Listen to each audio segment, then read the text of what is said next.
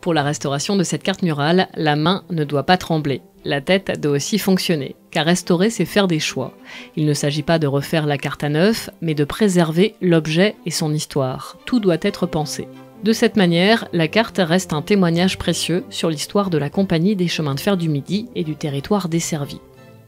Déployée dans le Grand Sud-Ouest, la Compagnie des chemins de fer du Midi couvre la région la plus agricole de France. Sur ce territoire, il n'y a pas assez d'extraction minière pour assurer un trafic régulier. L'activité du réseau est très dépendante des productions forestières et agricoles. Tout au long de son histoire, la compagnie va donc inciter à leur développement. Comment ? Dès 1852, par exemple, le choix est fait d'un tracé Bordeaux-Bayonne par le littoral, plutôt que par Mont-de-Marsan. L'idée de favoriser la sylviculture dans les Landes. Le transport du vin est aussi crucial. Après la guerre de 1870, la demande de vin augmente. Pour y faire face, la compagnie fait agrandir ses gares viticoles de Narbonne ou Béziers.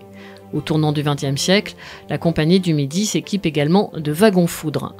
À partir de 1919, la compagnie va plus loin. Elle décide de coordonner toutes ses initiatives en faveur du trafic agricole.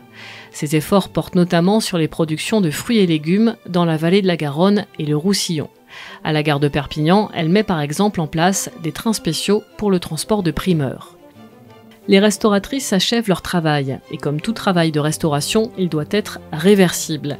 Les retouches doivent pouvoir s'enlever sans abîmer l'œuvre originale.